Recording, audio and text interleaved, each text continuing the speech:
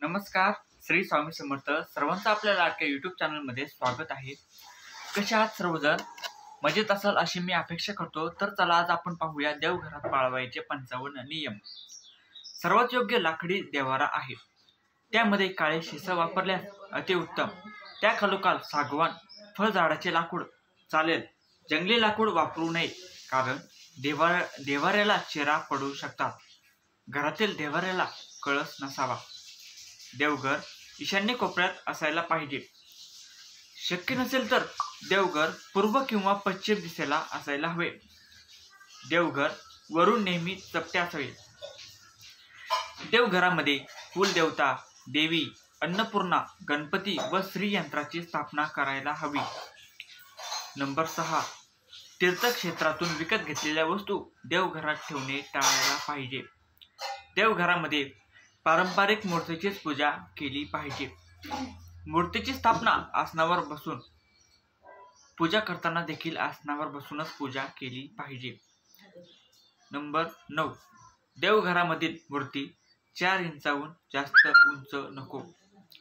देवघरामध्ये नाचणारे गणपती, तांडव करत असलेले महादेव, वध करताना कालिका माता आदींची मूर्ती किंवा फोटो ठेवू नये. पूजा करताना आपले तोंड नेहमी पूर्वेकडे किंवा उत्तरेकडे असायला पाहिजे.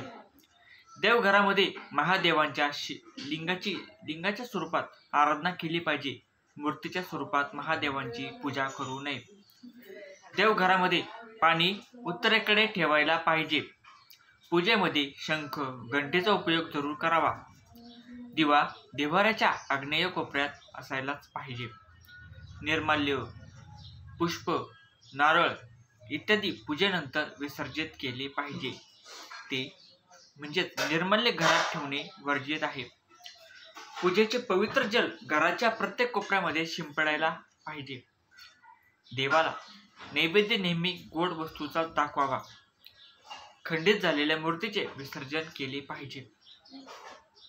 ज्या घरामध्ये देवारा नसतो ते घर आध्यात्मिकदृष्ट्या स्मशानावत असते. आपल्या आई वडिलांपासून मुलगा जरी स्वतंत्र राहत असला तरी त्याला आपल्या नवीन वास्तूमध्ये स्वतंत्र देवारा असणे आवश्यक आहे. नंबर 22. देवपूजेशिवाय कौटुंबिक जीवन हे एक प्रकारे असुरक्षित जीवन असते.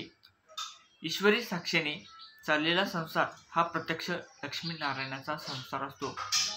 ज्या घरामध्ये ईश्वराची नित्यपूजा अधिष्ठान होत नाही ते एक प्रकारे चतुष्पादाचं म्हणजेच पशुतुल्य संसारी जीवन असते. कुटुंबाचे सर्व व्यवहार हे ईश्वरी साक्षीनेच व्हावेत.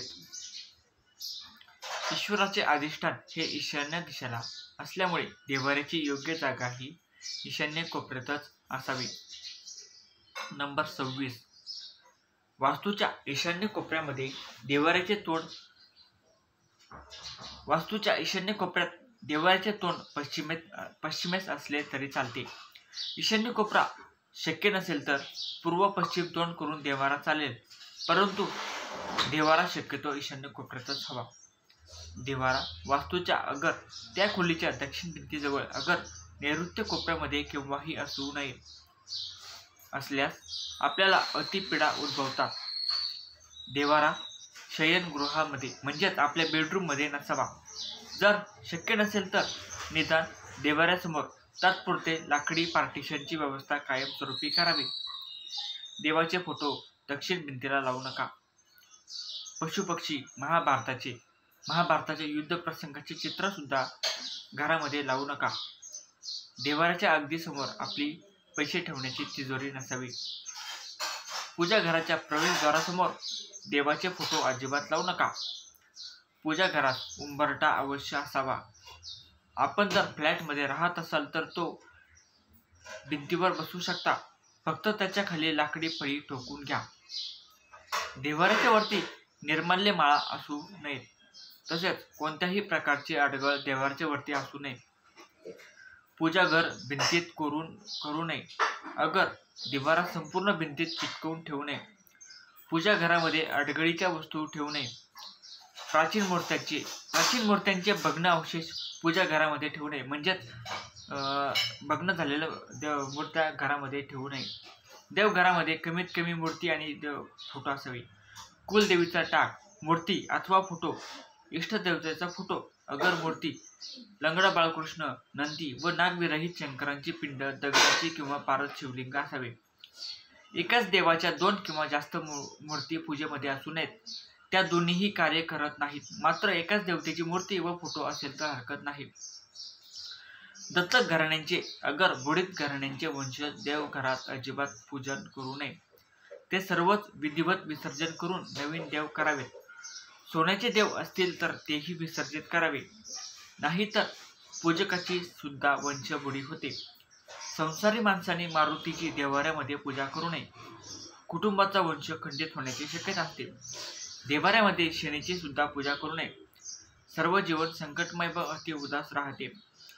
घरामध्ये मारुतीचा फोटो कुठेही असला तरी चालतो, पण देवाऱ्यात ठेवू नका. देवघरामध्ये मुंजाची सुद्धा पूजा करू नये. त्यामुळे इतर सर्व देवदेवता आपले काम करीत नाहीत. शिवाय त्या मुंजास सद्गतीपासून बंधनात अडकवल्यामुळे पूजा करून देखील फक्त त्याचा शाप मिळत राहतो. देवघरामध्ये गायत्री मातेची सुद्धा पूजा करू नये. कारण गायत्री मातेचे स्वरूप पराकोटीचे पवित्र असून त्यांचे शिवाशिव पाळणे खूपच कठीण असते. देवघरामध्ये कालभैरवाची पूजा देखील करू नये. ते यम असून त्यांचा स्वभाव अतिशय उग्र व कडक आहे. म्हसोबा सुद्धा देवघरामध्ये पूजू नये. त्यामुळे कुलदेवतेचे छत्र कुटुंबावर राहत नाही. कुटुंब नित्य अनेक संकटांनी पीडित असते. देवाऱ्यामध्ये पिराच्या चिन्हाची पूजा करू नये. त्यामुळे इतर हिंदू देवदेवतांची कृपा लाभत नाही. गुरु व शिष्य यांची एकाच वेळी पूजा करू नये. शिष्यांचा कोप होतो. देवतेच्या मूर्ती शोभेसाठी शोकेशमध्ये ठेवू नयेत. नाहीतर आपलीच शोभा देवी देवता करतात. देवाऱ्यातील मूर्ती 4 इंचांपेक्षा मोठ्या उंचीच्या असल्यास विसर्जित कराव्या. देवांना माशी लागलेली असू नये. देव भग्न, छिद्र पडलेले, आसन आयुधे हलत असलेली, चीर गेलेले देव, पाण्यात टाकल्यावर बुडबुडे येणारे देव नसावेत. ते ताबडतोब विसर्जन करून मूर्ती स्थापन कराव्यात. देवांच्या मूर्ती पूर्वाभिमुख अथवा पश्चिमाभिमुख असाव्यात. बक्षीस म्हणून मिळालेले किंवा सापडलेली देवी देवता घरामध्ये पूजू नयेत. आसरा देखील देवघरात पूजू नये. आसरांचे शुक्रवारी विधिवत विसर्जन करावे. तुटलेले खंडित झालेले देव देवघरात ठेवू नयेत. त्यांचे विसर्जन अवश्य करावे. मित्रांनो, व्हिडिओ जर तुम्हाला आवडला असेल तर व्हिडिओला एक लाईक करा. तुमच्या मित्रमैत्रिणींना शेअर करा आणि असेच नवनवीन व्हिडिओ पाहण्यासाठी आपल्या यूट्यूब चॅनलला अवश्य सबस्क्राईब करा. बेल आयकॉनला प्रेस करा.